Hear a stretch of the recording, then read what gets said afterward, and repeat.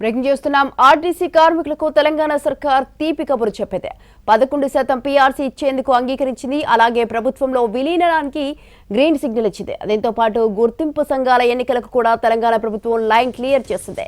ఈ డిమాండ్ నెరవేర్చేందుకు ప్రభుత్వం అంగీకరించడంతో ఆర్టీసీ కార్మిక సంఘాలు సమ్మె విరమించాయి. ఇవాళ తెల్లవారుజాము నుంచే బస్సులు డిపోల నుంచి రోడ్లపైకి వచ్చాయి.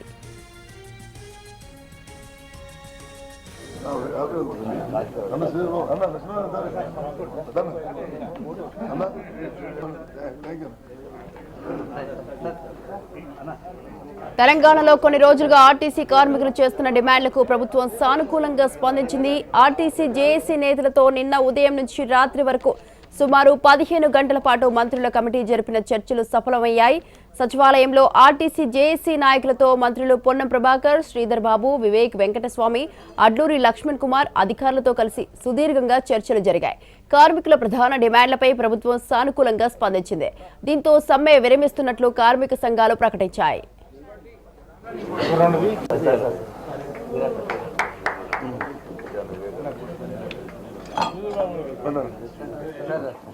మరి కార్మికులకు ఒక ప్రజాస్వామ్య పద్ధతి అనేది లేకుండా, ప్రజాస్వామ్యమే లేకుండా యూనియన్లను రద్దు చేసి గత ప్రభుత్వం కార్మికులపై దమనకాండ చేసి నానా రకాలుగా వేధించిందో, మరి అది ఆ యొక్క దమనకాండకి ఈరోజు బుల్డోజ్ అయింది.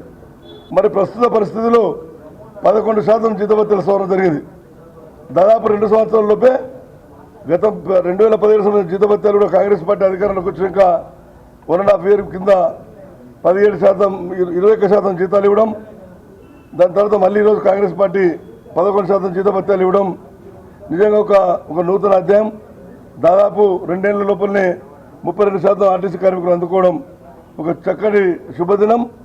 గతం కన్నా కూడా ఏదైతే బకాయిలు రావాల్సి ఉన్న బకాయిలన్నింటికీ ఈరోజు 2017 సంవత్సరం బకాయిలు కూడా, మిగతా ఈ నూతన వేతన సవరణ బకాయిలు కావచ్చు, అన్ని రకాల పోలీస్ కేసులను ఎత్తివేయడానికి కూడా సూత్రప్రాయంగా అంగీకరించను. కాంట్రాక్టు కార్మికుల పైన ఏదైతే అవుట్సోర్స్ పిల్లలు కాంట్రాక్టర్ వాళ్ళు పూర్తిగా సంపూర్ణంగా సహకరించిన మాకు ఈరోజు మొత్తం కూడా ఆర్టీసీ కార్మికుల సమస్యలను పరిష్కరించడం చాలా సంతోషకరం. ఏదైతే గత బీఆర్ఎస్ 10 సంవత్సరాలు ఎప్పుడైతే ఉన్నదో అప్పుడు ఏదైతే మరి ఆర్టీసీలో ఒక శత్రువులుగా చేసి ఆర్టీసీలో మరి ఈరోజు ఆ బీఆర్ఎస్ పాలన పోవడం చాలా సంతోషకరం.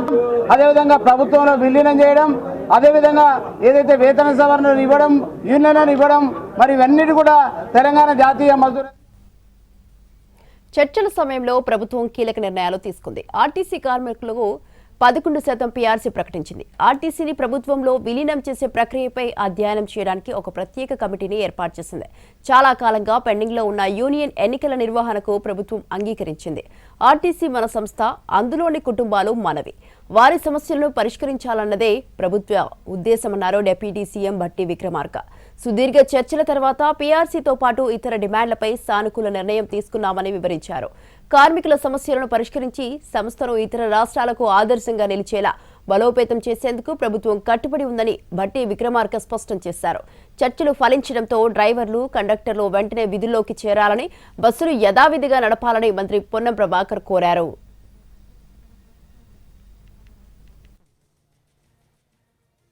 గత 3 రోజులుగా జరుగుతున్నటువంటి సమ్మెకు సంబంధించినటువంటి యాజమాన్యానికి, కార్మిక సంఘాలకు సంబంధించినటువంటి ప్రతినిధుల మధ్య జరిగిన చర్చలు సఫలమైన యథావిధిగా 21 రాత్రి 12 నుంచి ఏ విధంగా బస్సులు బంద్ అయ్యాయో 24 రాత్రి 12 అంటే ఇప్పటి నుంచి యథావిధిగా పూర్వస్థితికి బస్సుల నడవడం జరగాలి. అందరి విధుల్లో చేరి తమ కార్యక్రమాలు నిర్వహించాలని సందర్భంగా ప్రభుత్వం తరఫున కోరుతా ఉన్నాం. తీసుకున్న నిర్ణయాలన్నింటినీ కూడా కార్మిక నాయకులు కానీ, సంఘాలు కానీ అందరూ కూడా ఒక మానవీయ కోణంతో ఈ రాష్ట్ర ప్రభుత్వం తీసుకున్నటువంటి అంశాలన్నింటినీ అర్థం చేసుకొని సమ్మెను విరమించుకొని ముందుకు పోతూ మీరు తీసుకున్న నిర్ణయాన్ని కూడా నేను స్వాగతిస్తూ ఉన్నాను. భవిష్యత్తులో కూడా ఆర్టీసీని బలోపేతం చేసుకోవడం కోసం యాజమాన్యంతో మీరు కూర్చొని ఆర్టీసీ మనది, ఇందులో పనిచేసే కార్మిక కుటుంబాలందరూ కూడా ప్రతి కుటుంబం మనదే. తీసుకున్న నిర్ణయాలన్నింటినీ కూడా కార్మిక ఆర్టీసీ కార్మికులకు తెలంగాణ సర్కార్ తీపి కబురు చెప్పింది. 11% పీఆర్సీ ఇచ్చేందుకు అంగీకరించింది. అలాగే ప్రభుత్వంలో విలీనానికి గ్రీన్ సిగ్నల్ ఇచ్చింది. రైట్, దీనికి సంబంధించి మరింత సమాచారాన్ని అందించడానికి మా ప్రతినిధి సుధీర్ ఫోన్ లైన్ లో ఉన్నారు. సుధీర్, తెలంగాణ రాష్ట్ర ప్రభుత్వంతో ఆర్టీసీ జేఏసీ నేతలు జరిపిన చర్చలు సఫలమయ్యాయి. సుమారు 15 గంటల పాటు జరిగిన ఈ చర్చల్లో చివరికి కార్మికులు డిమాండ్ చేసిన డిమాండ్లన్నింటినీ కూడా పరిష్కరించుకున్న పరిస్థితి అయితే కనిపిస్తుంది. ముఖ్యంగా పీఆర్సీకి సంబంధించి చూసుకున్నట్లయితే పీఆర్సీ మీదనే చాలా సేపు మంత్రులతో చర్చలు జరిపిన పరిస్థితి అయితే కనిపిస్తుంది. అర్ధరాత్రి 1 గంట వరకు కూడా ఈ చర్చలు అయితే జరిగాయి. ఆ తర్వాత మంత్రులు దీని మీద ఒక స్పష్టత అయితే ఇవ్వడం జరిగింది.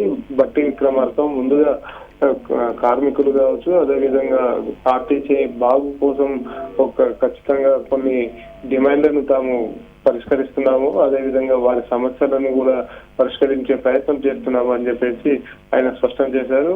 11% పీఆర్సీ ఇచ్చేందుకు కూడా రాష్ట్ర ప్రభుత్వం అంగీకరించినట్టుగా తెలిపారు. అదేవిధంగా యూనియన్లకు సంబంధించి యూనియన్లను గుర్తించేందుకు తక్షణమే చర్యలు చేపట్టాలని చెప్పేసి ఆర్టీసీ యాజమాన్యాన్ని రాష్ట్ర ప్రభుత్వం ఆదేశించింది. అంతేకాకుండా ప్రభుత్వంలో విలీనానికి సంబంధించి ప్రభుత్వంలో ఆర్టీసీని విలీనం చేసుకునేందుకు కూడా ప్రయత్నాలు చేస్తున్నట్టుగా కూడా ఆయన స్పష్టం చేశారు. అయితే దీనికోసం ఒక కమిటీని నియమిస్తున్నట్టుగా కూడా స్పష్టం చేశారు. అదేవిధంగా మా యూనియన్ నేతలు అదేవిధంగా ఇతర అధికారులతోటి, అంటే ఆర్టీసీ అధికారులు, ఆర్టీసీకి సంబంధించిన అధికారులతో పాటు రవాణా శాఖకు సంబంధించిన అధికారులు జేఏసీ నేతలతో కలిసి ఒక కమిటీని ఏర్పాటు చేస్తామని చెప్పేసి ఆయన స్పష్టం చేశారు. అందుకు సంబంధించి కూడా ప్రక్రియను మొదలు పెడుతున్నట్టుగా స్పష్టం చేశారు. ఇప్పటి వరకు